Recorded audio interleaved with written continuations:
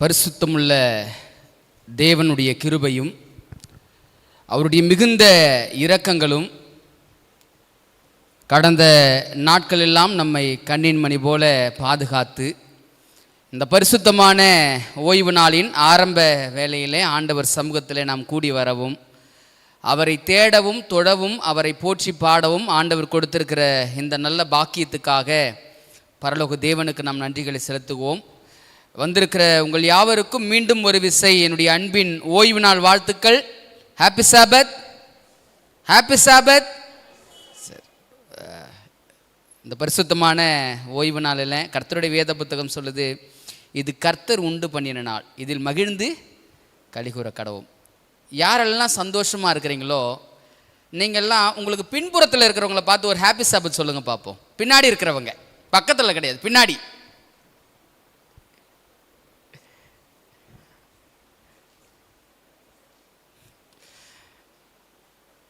Passed பார்க்குறாங்க, என் பின்னாடி யாரும் இல்லையாப்பா, ரொம்ப தூரமாக இருக்குன்னுப்பா. பாஸ்டர், உங்களுக்கு என்னுடைய அன்பின் ஓய்வு நாள் வாழ்த்துக்கள் பாஸ்டர்.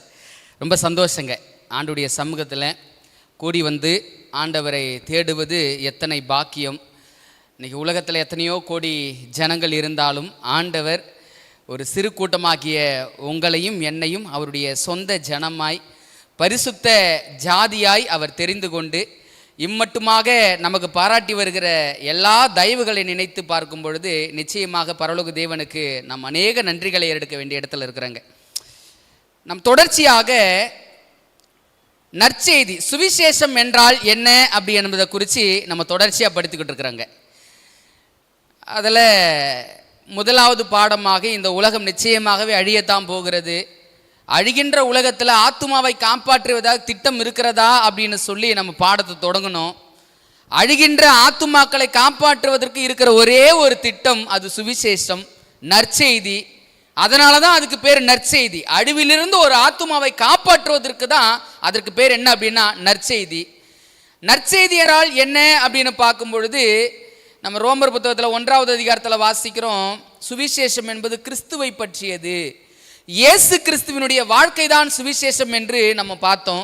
அதனுடைய தொடர்ச்சியாக கிறிஸ்துவின் பிறப்பு நமக்கு நற்செய்தி, கிறிஸ்துவினுடைய மரணம் நமக்கு நற்செய்தி, கிறிஸ்துவினுடைய உயிர்த்தெழுதல் நமக்கு நற்செய்தி, கிறிஸ்துவினுடைய பரிந்து பேசுதல் நமக்கு நற்செய்தி, கிறிஸ்துவினுடைய நியாய தீர்ப்பு நமக்கு நற்செய்தி என்ற காரியத்தை கடந்த வாரத்தில் படித்தோங்க.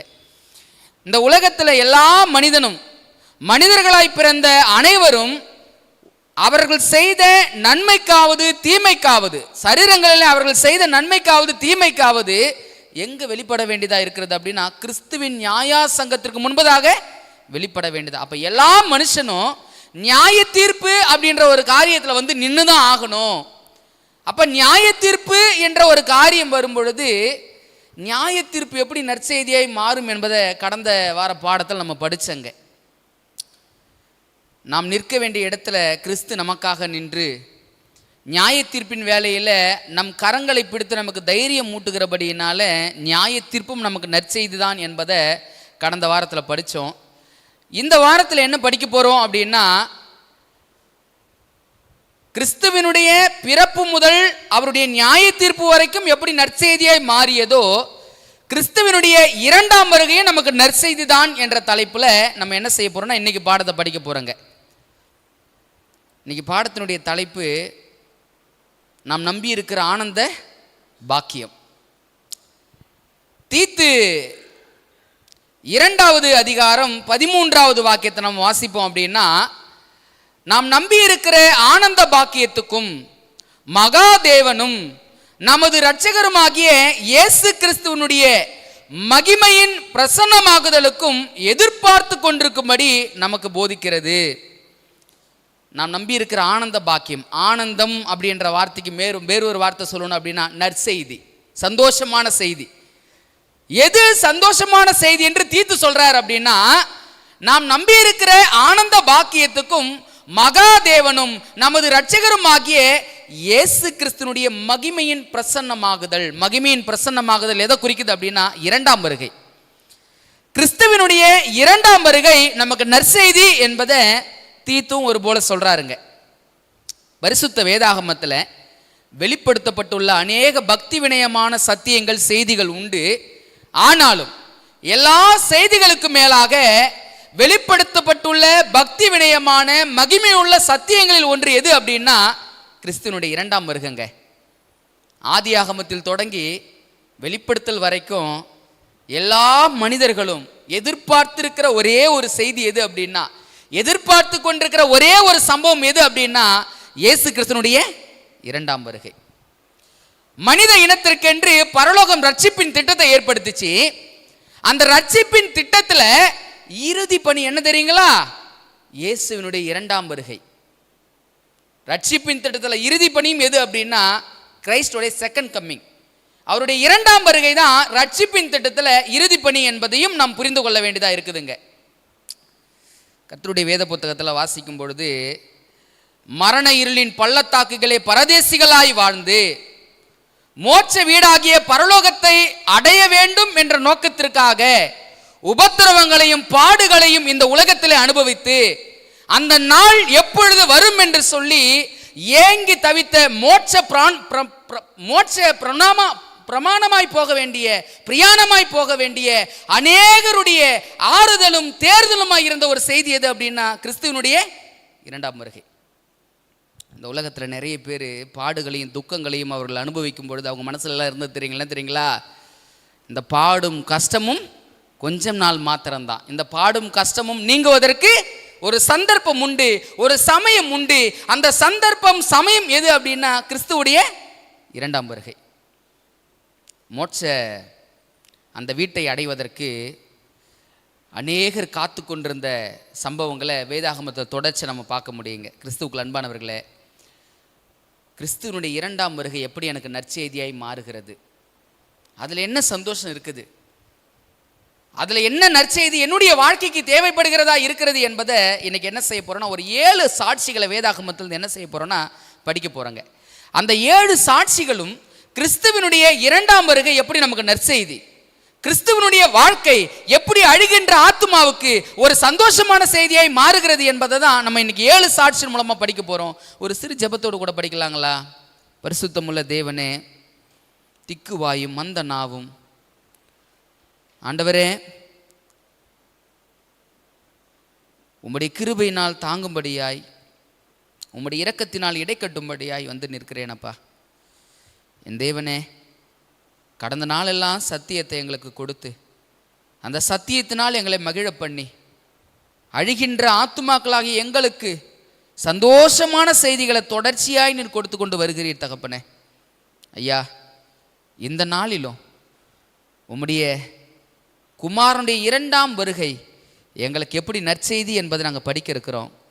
ஆண்டவர் எங்களோடு பேசுவீராக. கேட்கிற எங்களுக்கு அது எவ்வாறு நற்செய்தியாய் மாறுகிறது என்பதை நாங்கள் புரிந்து கொள்ள எங்களுக்கு எல்லா கிருபைகளின் தயவுகளையும் ஆண்டவர் வழங்க வேண்டுமாய் மீட்பெரும் இரட்சகருமா இருக்கிற இயேசு கிறிஸ்துவின் புண்ணிய நாமத்தில் ஜெபிக்கிறோம். எங்கள் ஜெபம் கேளும் நல்ல பிதாவே, ஆமேன். பழைய ஏற்பாட்டு பரிசுத்தவான்களும் புதிய ஏற்பாட்டு உண்மையுள்ள மனிதர்களும் அவர்களுடைய ஒவ்வொருவருடைய நம்பிக்கையாய் வைத்திருந்த ஒரு சம்பவம் எது அப்படின்னா கிறிஸ்துவனுடைய இரண்டாம் வருகை என்பதை நம் வேதாகமத்தை வாசிக்கும் போதெல்லாம் புரிந்து கொள்ள முடியுங்க. பழைய ஏற்பாட்டு பரிசுத்தவான் ஒருவர் இருக்கிறாரு. அவர் யார் அப்படின்னா ஏனோக்கு. ஆதாம் 930 வருஷம் இந்த பூமியிலே அவன் உயிர் வாழ்ந்திருந்தாலும் அவனுக்கு கிடைக்காத பாக்கியமும் ஸ்லாக்கியத்தையும் அடைந்த ஒரு மாமனிதன் யார் அப்படின்னா ஏனோக்கு. அந்த பாக்கியம் என்ன தெரியுங்களா? பரலோகத்திற்கு உயிரோடு எடுத்துக்கொள்ளப்பட்ட பாக்கியம் யாருக்கு கிடைச்சிச்சுங்க? 930 வருஷம் வாழ்ந்த ஆதாமுக்கு கிடைக்கல. அதுக்கு பின்பதாய் வாழ்ந்த எத்தனையோ பரிசுத்தவான்களுக்கு கிடைக்கல. அந்த பாக்கியம் கிடைத்த ஏனோக்கு ஒரு சாட்சி சொல்றாரு. அந்த சாட்சி என்ன என்பதை யூதாவின் புத்தகம் 14வது வசனத்தில் இருந்து 16வது வசனம் வரைக்கும் நம்ம வாசிப்போம். அப்படின்னா யூதா 14வது வசனத்திலிருந்து 16வது வசனம் வரைக்கும் வாசிக்கும் பொழுது ஒரு முக்கியமான சாட்சி சொல்றாரு. அந்த சாட்சி என்னன்னு பாருங்களேன். ஆதாமுக்கு 7ஆம் தலைமுறையான ஏனோக்கும் இவர்களை குறித்து இதோ எல்லோருக்கும் நியாய தீர்ப்பு கொடுக்கிறதற்கும் அவர்களில் அவபக்தி உள்ளவர்கள் யாவரும் அவபக்தியாய் செய்து வந்த சகல அவபக்தியான கிரியைகள் நிமித்தமும் அடுத்த வார்த்தையை சொல்றாங்க, தமக்கு விரோதமாய் அவபக்தி உள்ள பாவிகள் பேசின கடின வார்த்தைகள் எல்லா நிமித்தமும் அவர்களை கண்டிக்கிறதற்கும் ஆயிரமான தமது பரிசுத்தவான்களோடு கூட கர்த்தர் வருகிறார் என்று முன்னறிவித்தான். யார் முன்னறிவித்ததுங்களா? ஏனோக்கு. ஆதாமுக்கு 7ஆம் தலைமுறையான ஏனோக்குக்கு ஒரு சத்தியம் வெளிப்படுத்தப்பட்டது, ஒரு காட்சி வெளிப்படுத்தப்பட்டது. அந்த காட்சி என்ன அப்படின்னா, 1000 பரிசுத்தவான்களோடு தூதர்களோடு யார் வரப்போறதா? இயேசு கிறிஸ்து வரப்போறார். என்ன செய்தி அப்படின்னா, பல வருடமாக பாவத்தின் அடிமதனத்தில் சிக்குண்டு பாவ வாழ்க்கையே என்று சொல்லி நொந்து சோர்ந்து போன ஆத்துமாக்களுக்கு ஆறுதல் கொடுக்கக்கூடிய விடுதலை நாயகன் ஒருவர் நிச்சயம் வருவார் என்பதை ஏனோக்கு 7ஆம் தலைமுறையான ஆதாமுக்கு 7ஆம் தலைமுறையான ஏனோக்கு சாட்சி பகர்றாருங்க. என்ன அவர் சொல்லுகிற சாட்சி நமக்கு சந்தோஷமான செய்தி, நற்செய்தி என்று நாம் ஆராய்ந்து பார்க்கும் பொழுது, இந்த உலகம் பாவத்தின் அடிமதனத்தில் சிக்கியது. ஆதாம் முதற்கொண்டு இந்த பூமியில் வாழ்கிற கடைசி மனிதன் வரைக்கும் எதுக்கு அடிமையா இருக்கிறான் அப்படின்னா, பாவத்துக்கு அடிமதனமா இருக்கிறான். கர்த்தருடைய வேத புத்தகம் சொல்லுது, எல்லோரும் பாவம் செய்து தேவ மகிமையற்றவர்களாகி, பாவத்தின் சம்பளம் மரணம். ஒரு மனிதன் பாவத்தில் இருப்பானால் அதனுடைய பலன் என்ன அப்படின்னா மரணம். இந்த உலகத்தில் மனிதர்களாய் பிறந்த அனைவரும் மரணத்தை சந்தித்தாக வேண்டும் என்ற நிலையில் இருந்து அவர்களை விடுதலையாக்குவதற்காக விடுதலை நாயகன் ஒருவர் 1000 பரிசுத்தவான்களுடைய தூதர்களோடு அவர் வருவார் என்ற செய்தியை ஏனோக்கு முன்னறிவிச்சாருங்க. அவர் சொல்லுகிற சாட்சியில் எது நமக்கு நற்செய்தி அப்படின்னா, இன்னைக்கு நீங்களும் நானும் எல்லாரும் பாவத்தின் அடிமதனத்தில் தான் இருக்கிறோம். இந்த பாவ அடிமதனத்திலிருந்து ஒரு விடுதலை நமக்கு கிடைக்காதா அப்படின்னு சொல்லி ஒருவேளை உள்ளத்துல ஏங்கி கொண்டிருக்கிற ஏக்கங்களோடு நம்ம வாழ்ந்து கொண்டிருப்போம் அப்படின்னா, ஏனோக்கு நமக்கு சாட்சி சொல்றாரு, மகனே மகளே நீ கவலைப்படாத, உன்னை விடுதலையாக்குவதற்காக விடுதலை நாயகன் ஒருவர் வருகிறார். விடுதலை நாயகன் ஒருவர் வருகிறார் என்று ஏனோக்கு சாட்சியை பார்த்தோமே. மற்றொரு நபரும் கிறிஸ்துவனுடைய 2ஆம் வருகையை குறித்து சாட்சி சொல்றாரு. யோபு 19வது அதிகாரம். யோபு 19வது அதிகாரம் வசனம் 25 27 வரைக்கும் நம்ம வாசிப்போம் அப்படின்னா, யோபு 19வது அதிகாரம் வசனம் 25 27 வரைக்கும் வாசிக்கிறேன், கொஞ்சம் கவனமாக கவனிங்க. விடுதலை வழங்குபவரின் வருகையை ஏனோக்கு சொன்னது போலவே இங்கு ஒரு பக்தன் சொல்றாரு. அவர் சொல்லுகிற வார்த்தையை நான் வாசிக்கிறேன். என் மீட்பர் உயிரோடு இருக்கிறார் என்றும் அவர் கடைசி நாளில் பூமியின் மேல் நிற்பார் என்றும் நான் அறிந்திருக்கிறேன். யாருங்க சொல்றது இத? யோபு சொல்றாரு, என் மீட்பர் உயிரோடு இருக்கிறார், அவர் பூமியின் மீது கடைசி நாட்களில் நிற்பார் என்றும். அடுத்த வார்த்தையை கவனிங்க, இந்த என் தோல் முதலானவைகள் அழுகி போன பின்பு நான் என் மாம்சத்தில் இருந்து தேவனை பார்ப்பேன். அடுத்த வார்த்தையை கவனிங்க, அவரை நானே பார்ப்பேன், அந்நிய கண்கள் அல்ல, என் கண்களே அவரை காணும். இந்த வாஞ்சையால் என் உள்ளம் திரிகள் எனக்குள் சோர்ந்து போகிறது. யோபு சொல்றாரு, என் உள்ளம் திரிகள் எனக்குள்ளாக ஏன் சோர்ந்து போகுது தெரியுங்களா? எப்படா வருவார் அவரு, எப்படா வருவார் அவரு? யோபு இந்த வார்த்தையை சொல்லும் பொழுது எந்த நிலையில் இருந்தோ சொன்னார் என்பதை நம்ம யோசிக்க வேண்டியதா இருக்குதுங்க. யோபுடைய வாழ்க்கை நம்ம எல்லாருக்கும் பரிச்சயமான ஒரு வாழ்க்கை. துன்பத்தே அவர் அடைந்தவராய், எல்லாருக்குமே தெரியும், உச்சந்தலிருந்து உள்ளங்கால் வரைக்கும் கொடிய பருக்கள். யோபுடைய வாழ்க்கை எப்படிப்பட்ட வாழ்க்கையா இருந்துச்சு அப்படின்னா, துன்பத்தில் பிறந்து துன்பத்தில் வளர்ந்து துன்பமே வாழ்க்கையாய் மாறி இருந்த ஒரு மனிதனுடைய வாழ்க்கை எப்படி இருக்குமோ அப்படிப்பட்ட மேலான துன்பங்களை அடைந்தவர் யார் அப்படின்னா அந்த யோபு பக்தன். யோபு பக்தன் சொல்றாரு, என் மீட்பர் உயிரோடு இருக்கிறார், அவர் கடைசி நாட்கள் எங்க நிற்பாரா? பூமியின் மேல் நிற்பார், அந்நிய கண்கள் அல்ல, என் கண்களே காணும். அந்த நாளை காண்பதற்கு என் உள்ளம் திரிகள் முதற்கொண்டு என்ன சொல்றான், எனக்குள்ளாகவே சோர்ந்து போகிறது. ஏன் உள்ளம் சோர்ந்து போகுது அப்படின்னா, துன்பங்கள் மத்தியிலே அந்த துன்பங்கள் அந்த மனிதனை அழுத்தி வாழ்க்கையை ஏண்டா வாழ்றோம் என்று நினைக்கிற அளவுக்கு சோதனைகள் இருந்த போதிலும் அவருக்கு இருந்த ஒரே ஒரு ஆறுதல் என்ன தெரியுங்களா? என் மீட்பர் உயிரோடு இருக்கிறார், என் மீட்பர் உயிரோடு இருக்கிறபடினால அவர் கண்டிப்பா வருவார், கடைசி நாட்கள் பூமியின் மேல நிற்பார். அவர் நிற்கும் பொழுது ஒரு வார்த்தையை பயன்படுத்துறாரு, என் தோல் முதல் அழுகி போனாலும். இன்னைக்கு நான் இருக்கிற இந்த தோல் எனக்கு அழுகி போய் இருக்கிறது. ஒரு நாள் என் மீட்பர் வரப்போறாரு. என் மீட்பர் வரும் பொழுது இந்த அழுகி போன தோல் முதல்ல எப்படி மாறுங்களா? பரிசுத்தமுள்ளதாய் மாறும். துன்பத்தின் மத்தியில் இருந்த யோபு ஒரு காரியத்தை சொல்லி சந்தோஷப்படுறாரு.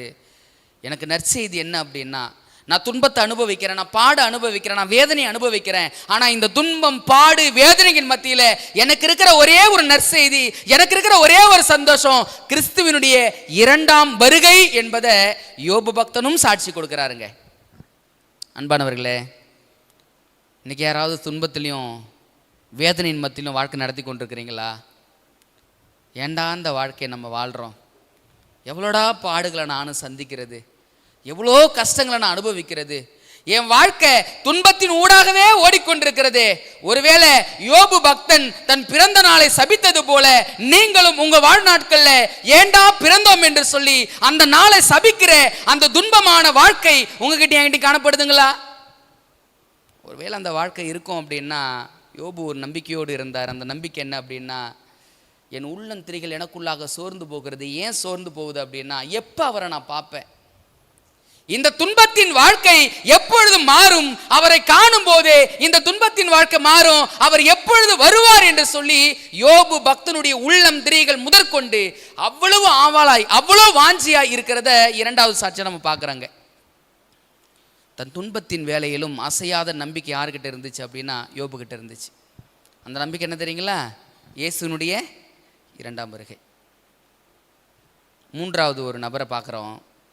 ஏசாயாவின் புத்தகம் 26வது அதிகாரம், 25வது அதிகாரத்தை வாசித்து 26க்கு போவோம். 25வது அதிகாரம் வசனம் 8-9 கொஞ்சம் வாசிக்கலாங்களா? வசனம் 8-9. அவர் மரணத்தை ஜெயமாக விழுங்குவார். கர்த்தராகிய தேவன் எல்லா முகங்களில் இருந்து கண்ணீரை துடைத்து தமது ஜனத்தின் நிந்தையை பூமியில் இராதபடிக்கு முற்றிலும் நீக்கி விடுவார். கர்த்தரே இதை சொன்னார். அடுத்த வார்த்தையை பாருங்க. அக்காலத்திலே இதோ இவரே நம்முடைய தேவன், இவருக்காகவே காத்திருந்தோம், இவர் நம்மை ரட்சிப்பார், இவரே கர்த்தர், இவருக்காகவே காத்திருந்தோம், இவருடைய ரட்சிப்பினால் களி கூர்ந்து மகிழ்வோம் என்று சொல்லப்படும். அடுத்த சாட்சியை நம்ம வாசிக்கும் பொழுது 26-19 வாசிச்சுட்டு ஒரு கருத்தை நான் சொல்லணும்னு நினைக்கிறேன். ஏசாயா 26வது அதிகாரம் 19வது வாக்கியத்தை பாருங்களேன். மரித்த உம்முடையவர்கள் பிரேதமான என்னுடையவர்களோடு கூட எழுந்திருப்பார்கள். மண்ணிலே தங்கி இருக்கிறவர்களே விழித்து கம்பீரியுங்கள். உம்முடைய பனி பூண்டுகள் மேல் பெய்யும், பனி போல் இருக்கும். மரித்தோரை பூமி புறப்பட பண்ணும். கிறிஸ்துவனுடைய இரண்டாம் வருகை எப்படி எனக்கு நற்செய்தி அப்படின்னா, பாவத்தின் அடிமதனத்துல நான் இருந்து கொண்டு ஏண்டா இந்த வாழ்க்கை, எப்படா இதிலிருந்து விடுதலை கிடைக்கும் என்று சொல்லி ஏக்கப்படைய உள்ளம் எனக்கு இருக்கும் அப்படின்னா, ஏனோக்கு சொன்னாரு, விடுதலை தருவதற்கு விடுதலை நாயகன் ஒருவர் வருவார். துன்பமே வாழ்க்கை அப்படின்னு சொல்லி ஏண்டா இந்த வாழ்க்கை என்று சொல்லி வாழ்ந்த வாழ்க்கையை சபிக்கிற வாய்கள் உங்களுக்கும் எனக்கும் இருக்குமே, ஆனால் கஷ்டத்தோடும் கவலையோடும் வாழ்க்கையை நடத்தி கொண்டிருக்கிற உங்களுடைய நிலையும் என்னுடைய நிலையும் ஒருவேளை யோபுவை போல இருக்கும் அப்படின்னா, யோபு சொன்னாரு, என் மீட்பர் உயிரோடு இருக்கிறார், அந்நிய கண்கள் அல்ல என் கண்களே காணும், கடைசி நாளில் பூமியின் மேல் அவர் நிற்பார். துன்பத்தில் இருக்கிறவங்களுக்கு நற்செய்தி கிறிஸ்துவனுடைய இரண்டாம் வருகை அப்படின்னு சொல்லி பார்த்தோம். மூணாவது ஏசாயா பக்தன் சொல்றாரு, இந்த உலகத்தில் மனிதர்கள் இழப்பு என்று வரும் பொழுது சொத்து போகட்டும் கவலைப்பட மாட்டாங்க, மற்ற ஆஸ்தி உடைமைகள் பணம் பேர் புகழ் எதுனாலும் போகட்டும் கவலைப்பட மாட்டாங்க. ஆனால் தன் குடும்பத்தில் ஒரு ஆத்துமா அவர்களை விட்டு பிரிந்தது அப்படின்னா அதனுடைய தாக்கமும் அதனுடைய காரியமும் எவ்வளவா இருக்கும் என்பதை நம்ம எல்லாரும் அறிஞ்சிருப்போங்க. ஒருவேளை தாய் தகப்பன் நம்மை விட்டு பிரிந்திருக்கிறாங்க அப்படின்னா, சகோதரன் சகோதரிகள் நம்ம விட்டு பிரிந்திருக்கிறாங்க அப்படின்னா, குடும்பத்துல யாரோ ஒரு நபர் நம்மை விட்டு பிரிந்திருப்பாங்க அப்படின்னா, உலகம் இன்னைக்கு எப்படி தெரியுங்களா பாக்குது? அந்த நாள் மரணம் என்று ஒருவருக்கு வந்துருச்சு அப்படின்னா அவங்க நினைக்கிறது என்ன அப்படி தெரியுங்களா? அவ்வளவுதான், எல்லாம் முடிந்தது. இதுக்கப்புறம் போனவங்களை என்ன பண்ண முடியாது, பார்க்கவே முடியாது என்று சொல்லக்கூடிய நம்பிக்கை உலகத்தார் மத்தியில் இருந்தாலும் கிறிஸ்துவை சொந்த தெய்வமாக ஏற்றுக்கொண்ட பிள்ளைகளுக்கு ஒரு நம்பிக்கை உண்டு. அந்த நம்பிக்கை என்ன அப்படின்னா, இங்க ஏசாயாவின் பக்தன் சொல்றாரு, மரித்த உம்முடையவர்கள் பிரேதமான என்னுடையவர்களை கூட எழுந்திருப்பார்கள். கிறிஸ்துவனுடைய இரண்டாம் வருகை எனக்கு எப்படி நற்செய்தி அப்படின்னா, ஒருவேளை எனக்கு பிரியமானவங்களை இன்னைக்கு யாராவது நான் மறிக்க கொடுத்திருப்பேன் அப்படின்னா, என் குடும்பத்தில் யாராவது ஒருத்தவங்களை நான் மறிக்க கொடுத்திருப்பேன் அப்படின்னா, என்னோடு இருந்த என் சகோதரன் சகோதரிகளை நான் ஒருவேளை இழக்க கொடுத்திருப்பேன் அப்படின்னா, இந்த உலகம் அழுது தீர்த்து முடிந்தது என்று சொல்லி முடிவு கட்டுகிற வேளையில் கிறிஸ்துவனுடைய இரண்டாம் வருகை எனக்கு ஒரு நற்செய்தியா இருக்கிறது. எப்படி அப்படின்னா, நீ கவலைப்படாத, உன் குடும்பத்தில் ஒருத்தவங்க மறிச்சிருக்கிறாங்களா, உன் சகோதரன் சகோதரி நீ இழந்திருக்கிறியா, கவலைப்படாத, நான் இரண்டாம் வருகை வரும் பொழுது மரித்த உம்முடையவர்கள் பிரேதமான என்னுடையவர்கள் கூட என்ன பண்ணுவாங்களாம், எழுந்திருப்பாங்க.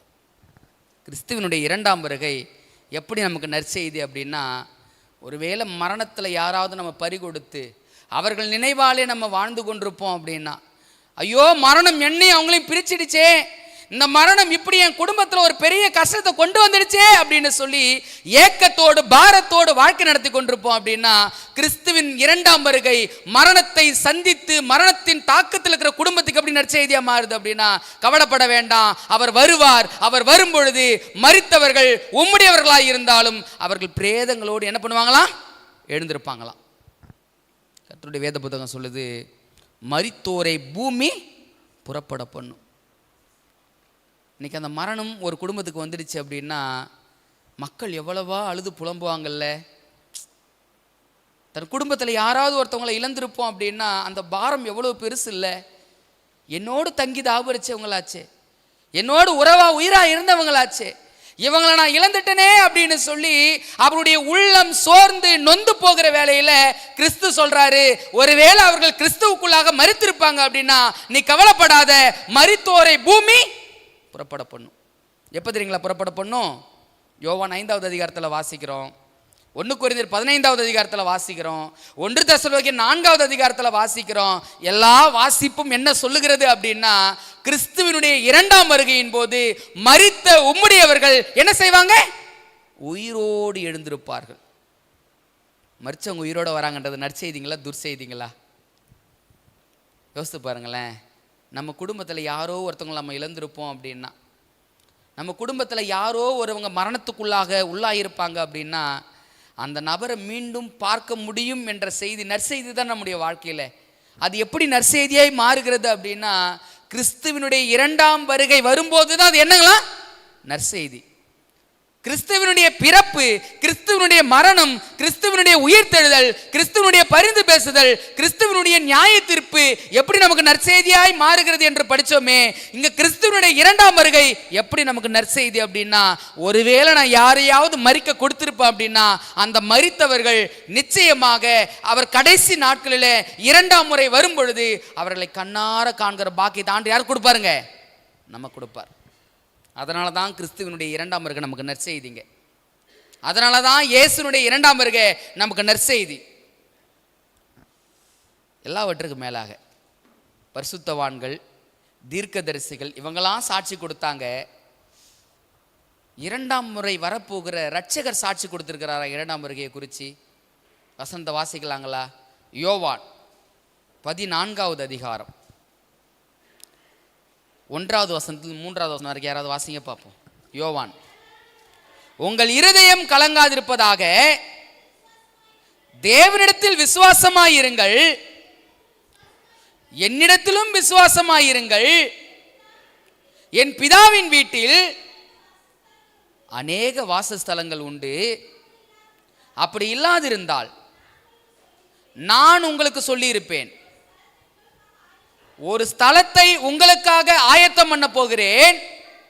நான் போய் உங்களுக்காக ஸ்தலத்தை ஆயத்தம் பண்ணின பின்பு நான் இருக்கிற இடத்திலே நீங்களும் இருக்கும்படி நான் மறுபடியும் வந்து உங்களை என்னிடத்தில் சேர்த்துக்கொள்வேன். அன்பானவர்களே, பரிசுத்தவான்கள், தீர்க்கதரிசிகள் எல்லாம் கிறிஸ்துவனுடைய இரண்டாம் வருகையை பற்றி பேசினாங்க. இரண்டாம் வருகை எப்படி நமக்கு நற்செய்தியாக மாறுகிறது என்பதை ஒவ்வொரு நபருடைய சாட்சியில் நம்ம படித்தோம். இயேசு கிறிஸ்து சொல்கிறாங்க, உங்கள் இருதயம் கலங்காதிருப்பதாக.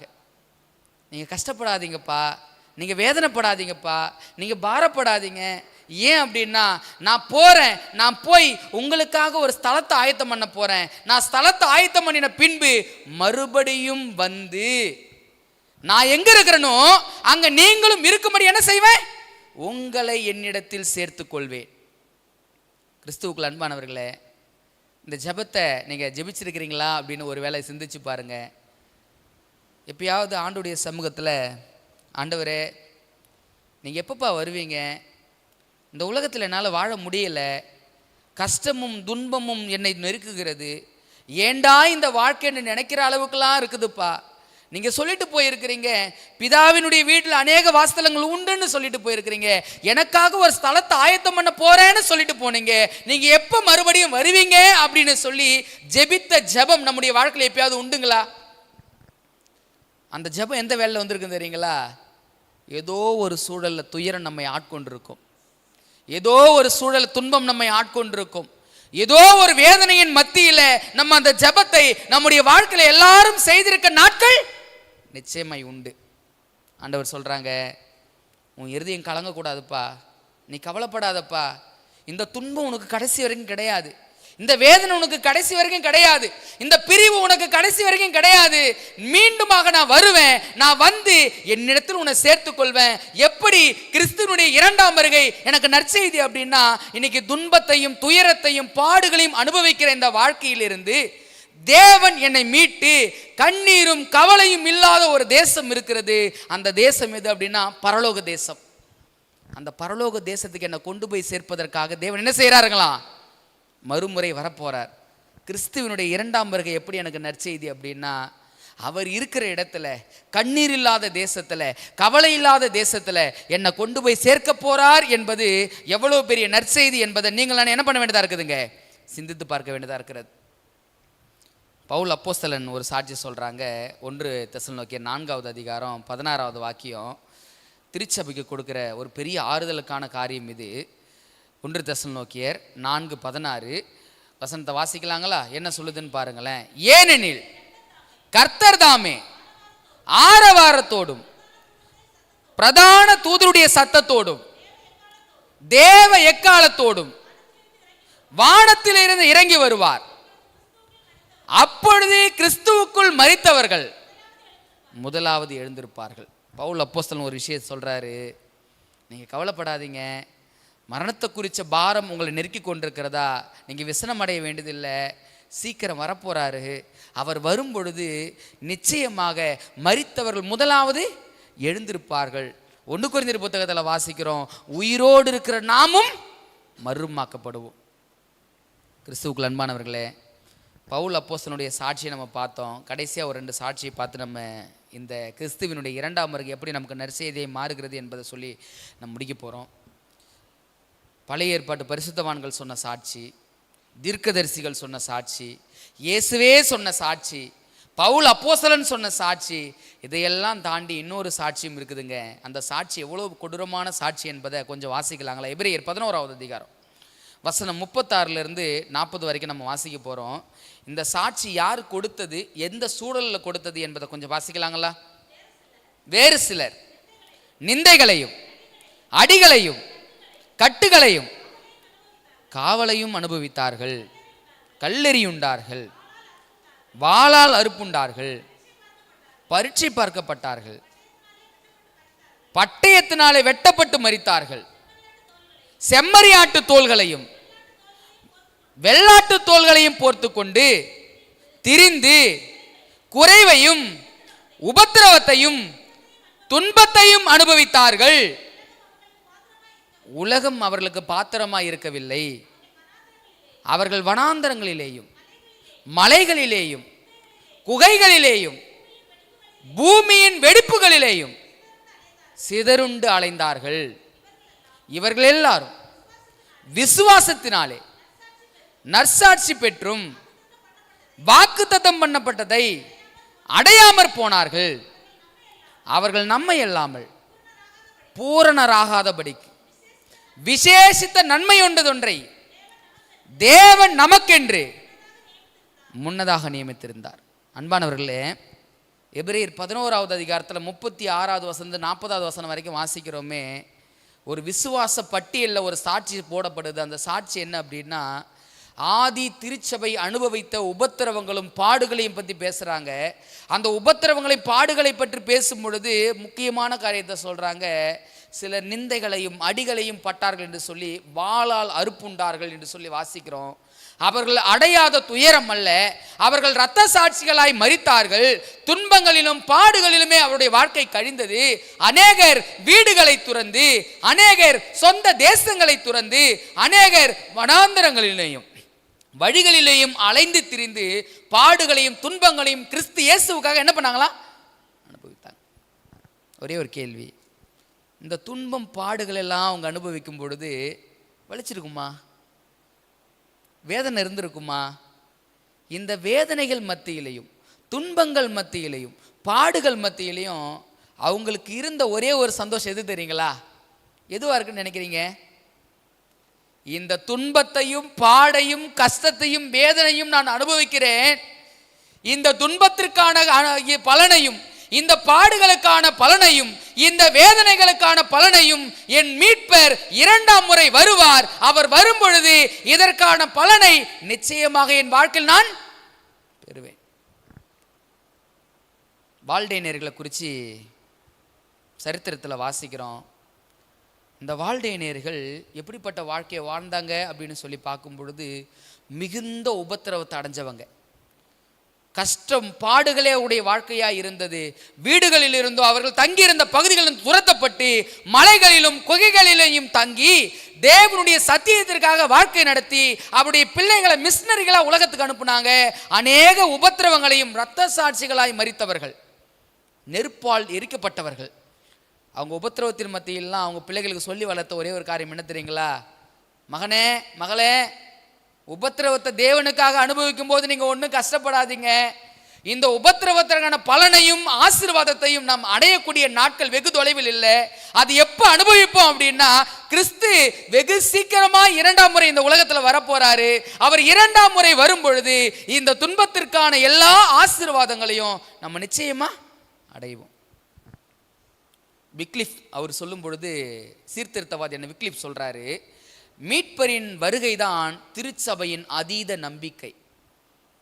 இந்த திருச்சபை சத்தியத்துக்காக படுகிற பாடு இருக்குது பாருங்க, அது கொஞ்சம் நஞ்சம் இல்லைங்க. திருச்சபைக்கிற நீங்களும் நானும் தேவனுக்காக அனுபவிக்கிற கஷ்டம் இருக்குது பாருங்க, அது கொஞ்சம் நஞ்சம் அல்லங்க. இந்த கஷ்டத்திற்கும் துன்பத்திற்கும் இருக்கிற ஒரே ஒரு நம்பிக்கை எது அப்படின்னா, இயேசுனுடைய 2ஆம் வருகை. இன்னைக்கு அனுபவிக்கிற துன்பத்திற்கும் பாடுகளுக்கும் நம்ம மனசுல வச்சிருக்கிற ஒரே ஒரு காரியம் என்ன அப்படின்னா, எல்லாம் வரும், இயேசு கிறிஸ்து 2ஆம் முறை வரும் பொழுது நிச்சயமா இந்த சூழல்கள் எல்லாமே மாறும் என்பது தான் நம்மளுடைய நம்பிக்கையா இருக்குது. அதுதான் விக்லிஃபுடைய நம்பிக்கையாக இருந்தது. லூத்தர் சொல்லும்போது சொல்றாரு, நியாய தீர்ப்பு நாள் நிகழ 300 வருடங்களுக்கு மேல் செல்லாது. இந்த உலகம் 300 வருஷத்தை தாண்டவே தாண்டாது. நிச்சயமாய் 300 வருடங்கள் முடிவில் கிறிஸ்து என்ன பண்ணுவாரு? வருவார். மெலாங்தன் சொல்லும்போது சொல்றாரு, வயதான இந்த உலகத்திற்கு முடிவு வெகு தொலைவில் இல்லை, சீக்கிரமா இருக்குது. அப்படின்னு என்ன அர்த்தம் தெரியுங்களா? நீங்க கஷ்டத்தையும் பாடுகளையும் அனுபவிக்கிறீங்க. இந்த உலகம் வயதான உலகம், சீக்கிரமா இயேசு கிறிஸ்து வரப்போறாரு. உங்க துன்பங்களும் பாடுகள் மத்தியில உங்களுக்கு இருக்கிற ஒரே ஒரு நற்செய்தி என்ன அப்படின்னா, இயேசுவினுடைய 2ஆம் வருகை. ஸ்காட்லாந்து ஜான் நாக்ஸும் ரிட்லியும் லாட்லிமரும் இந்த வார்த்தையை சொல்றாங்க. என்ன சொல்றாங்க அப்படின்னா, துன்பங்கள் மத்தியிலும் பாடுகள் மத்தியிலும் நமக்கு இருக்கிற ஒரே ஒரு நம்பிக்கை இயேசுவினுடைய 2ஆம் வருகை மாத்திரமே. அதுதான் நமக்கு இந்த உலகத்தில் இருக்கிற மிகப்பெரிய நற்செய்தி என்பதை இந்த 3 சீர்திருத்தவாதிகளும் சொல்றாங்க. பழைய ஏற்பாட்டு பரிசுத்தவான்கள் முதல் இன்னைக்கு உலகத்தில் இருக்கிற ஒவ்வொரு நபர்களாகிய நீங்களும் நானும் உள்ளத்தில் வேதனைகளையும் துன்பங்களையும் அனுபவிக்கும் பொழுது நம்ம எல்லாரும் நினைக்கிற ஒரு வார்த்தை, ஆண்டவரே சீக்கிரம் வாங்க அப்படின்னு சொன்னோம். பார்த்தீங்களா? வெளிப்படுத்தின விசேஷ புத்தகத்தை எழுதின யோவான் பத்மு தீவில் சிறை கைதியாக இருக்கிறாரு. சிறை கைதியாக இருக்கிற அந்த யோவானுக்கு ஒரு தரிசனம் கொடுக்கப்படுகிறது. அந்த தரிசனத்தின் மத்தியில் அவர் சொல்லுகிற வார்த்தையை கொஞ்சம் நம்ம வாசித்தோம் அப்படின்னா இன்னும் அது கொஞ்சம் நமக்கு ஆசீர்வாதமாக இருக்குங்க. என்ன வார்த்தையை சொல்லியிருக்கிறாரு பாருங்களேன். வெளிப்படுத்தின விசேஷம் 22வது அதிகாரம் 20வது வாக்கியம். ம் ம் ம் ஆண்டவர் சொல்றாரு, இவைகளை சாட்சியாக அறிவிக்கிறவர் மெய்யாகவே நான் சீக்கிரமாய் வருகிறேன் என்றார். ஆண்டவர் சொல்றாரு, நான் மெய்யாகவே சீக்கிரமா வரேன் அப்படின்னு சொன்ன மாத்திரத்துல யோவான் என்ன பதில் சொன்னாருங்க? ஆமென், கர்த்தராகிய இயேசுவே வாரும். யோவான் சிறைச்சாலையில பாடுகளையும் துன்பங்களையும் வேதனைகளையும் அனுபவித்துக் கொண்டிருக்கும் பொழுது ஒரு தரிசனம் கொடுக்கப்படுகிறது. இந்த பாடும் துன்பமும் கஷ்டமும் உனக்கு வெகு காலம் அல்ல, இவைகளை சாட்சியாக நான் உனக்கு அறிவிச்சிருக்கிறேன் பாரு, இவைகளை சாட்சியாய் அறிவிக்கிறவர்னா சீக்கிரமா வரேன் அப்படின்னு சொன்ன மாத்திரத்துல யோவான் மிகுந்த உற்சாகத்தோடு மிகுந்த மனபாரத்தோடு ஆமென், கர்த்தராகிய இயேசுவே வாரும், நீங்க வாங்கப்பா சீக்கிரம், உங்க வருகைக்காக தான்பா இந்த உலகம் காத்து கொண்டிருக்கிறது, உங்க வருகைக்காக தான்பா நாங்க எல்லாம் காத்து கொண்டிருக்கிறோம். ஏன் அப்படின்னா துன்பமும் துக்கமும் பாடுகளும் வேதனைகளும் நிறைந்த இந்த உலகத்துல எங்களுக்கு இருக்கிற ஒரே ஒரு நற்செய்தி என்ன அப்படின்னா உங்களுடைய வருகை மாத்திரம்தான், உங்களுடைய வருகை மாத்திரம்தான். ஆதி அப்போஸ்தல திருச்சபை ஒரு ஜெபத்தை தொடர்ச்சியா செய்து கொண்டே இருந்தாங்க. அவங்க செய்த ஜெபம் என்ன அப்படின்னா, ஆண்டவரே, இந்த பாடுகளையும் கஷ்டங்களையும் நாங்கள் அனுபவிக்கிறோம், தயவு செய்து உம்முடைய வருகையினால என்ன பண்ணுங்க, விரைவுபடுத்துங்க. கஷ்டத்தின் மத்தியிலும் பாடுகள் மத்தியிலையும் திருச்சபை, அப்போஸ்தல திருச்சபை வனாந்தரத்தில் இருந்துச்சு, பாடுகள்ல இருந்துச்சு, அவங்க துன்பத்தில் இருந்தாங்க. இப்படி பாடுகள் துன்பம் வனாந்தரம் இப்படி எல்லா இடங்களிலும் அவங்களுடைய ஜெபம் ஒன்னே ஒன்னதான் இருந்துச்சாம். அந்த ஜெபம் என்ன அப்படின்னா, ஆண்டவரே அந்த நாளை சீக்கிரம் விரைவுபடுத்தும். அன்பானவர்களே, கிறிஸ்துவனுடைய பிறப்பு நமக்கு நற்செய்தி அப்படின்னு சொல்லி பார்த்தா, ஒரு பிறக்கல் அப்படின்னா இந்த உலகத்திற்கான ரட்சிப்பு இல்லவே இல்லை. கிறிஸ்துவனுடைய மரணம் நமக்கு நற்செய்தின்னு பார்த்தோம். அவர் மரிக்கல அப்படின்னா மானிட உலகத்திற்கு மீட்பு என்ற ஒரு காரியமே இல்லை. அவர் உயிர் தெழுந்திருக்கல அப்படின்னா நமக்கு நிச்சயமே இந்த உலகத்தில் இல்லை. அவர் பிதாவின் சமூகத்தில் உங்களுக்காக எனக்காக அவர் பரிந்து பேசல அப்படின்னா உங்களுக்கும் எனக்கும் பாவத்தில் இருந்து மீள்வதற்கான பரிசுத்த அனுபவத்தை பெறுவதற்கான எந்த வாய்ப்புமே இல்லை. தைரியமாய் கிருபாசன தண்டைக்கு வா அப்படின்னு சொல்லி ஒரு சத்தியத்தை படித்தோம். இன்னைக்கு எல்லாம் பிதாவுக்கு முன்னாடி தைரியமாய் போய் நிற்பதற்கான காரணம் என்ன அப்படின்னா, எனக்கான வக்கீல் ஒருவர் இருக்கிறார். அவருடைய பரிந்து பேசல நமக்கு நற்செய்தி. நியாயத்தீர்ப்பு எப்படி நற்செய்தி அப்படின்னு போன வாரம் படித்தோம். ஒரு பாவி பிதாவின் சமூகத்துக்கு முன்னாடி போய் நிற்கும் பொழுது கூனி குறுகி பயத்தோடு போய் நிற்க வேண்டியவனா இருக்கிறான். அங்கே நிற்கிற இடத்துல அவனுடைய கரங்களை பிடித்து பயப்படாத நான் இருக்கிறேன் அப்படின்னு சொல்லி நியாய தீர்ப்பில் தைரியம் ஊட்டுவதற்காக கிறிஸ்து நம் பக்கத்தில் நிற்கிறபடியினால் நியாய தீர்ப்பின் செய்தி எனக்கு எப்படிப்பட்ட செய்திங்க, நற்செய்தி. இரண்டாம் வருகையை குறித்து இத்தனை சாட்சிகளை படித்தோம். இத்தனை சாட்சிகளிலுமே எப்படி இயேசுனுடைய இரண்டாம் வருகை நற்செய்தி அப்படின்னா, இந்த உலகத்தின் பாவத்தின் அடிமதனத்தில் இருக்கிற உங்களுக்கும் எனக்கும் விடுதலை எப்போ அப்படின்னா விடுதலை நாயகர் வரும்போது தான்.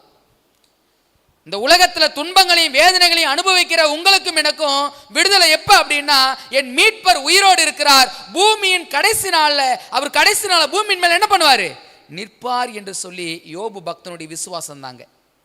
அதை தாண்டி ஒவ்வொரு சாட்சியாக படித்தோம். இந்த உலகத்தில் இறுதியாக இருக்கிற உங்களுக்கும் எனக்கும் எது தெரியுங்களா நற்செய்தி, இயேசுனுடைய இரண்டாம் வருகை மட்டும்தான் நற்செய்தி.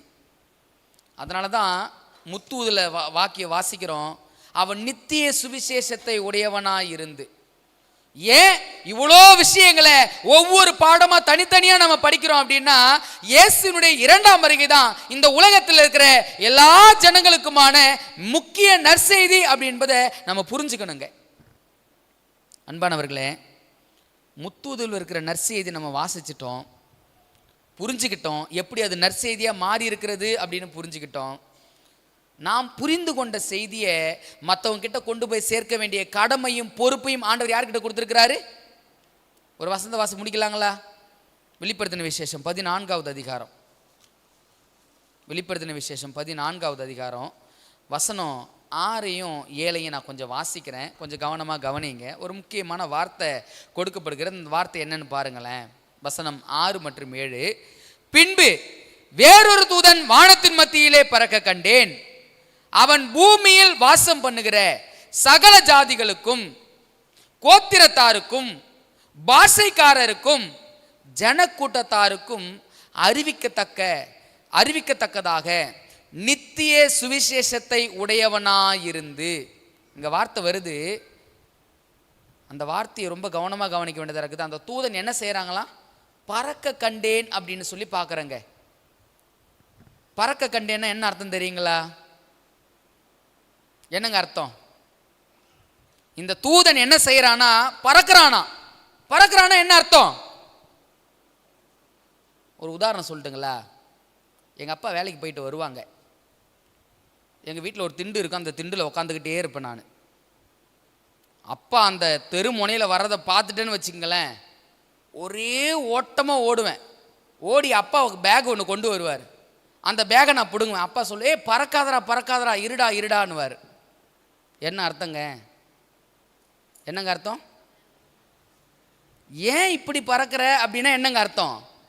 அவசரப்படாத, பொறுமையாயிரு. அப்போ இங்கே ஒரு தூதன் பறக்க கண்டேன் அப்படின்னு சொல்லி பார்க்குறோமே, இந்த தூதன் பறக்கிறாரா அமைதியாக இருக்கிறாரா? இன்னைக்கு ஒரு விஷயம் சொல்லட்டுங்களா? இந்த உலகத்தில் அழுகின்ற ஆத்துமாக்களுக்கு இருக்கிற ஒரே ஒரு நம்பிக்கை கிறிஸ்து மட்டும்தாங்க. கிறிஸ்துவுடைய வாழ்க்கை ஒரு ஆத்துமாவுக்கு புரியலை அப்படின்னா அவன் கடைசி வரைக்கும் பாவத்திலே பிறந்து பாவத்திலே செத்து போயிடுவான். அவனை மீட்பதற்கு இருக்கிற ஒரே ஒரு வழி எது அப்படின்னா சுவிசேஷம்.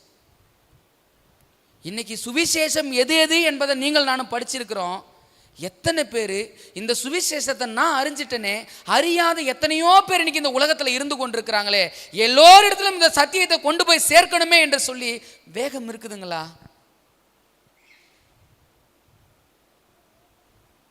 இன்னும் தூதன் பறக்கவே இல்லைங்களா?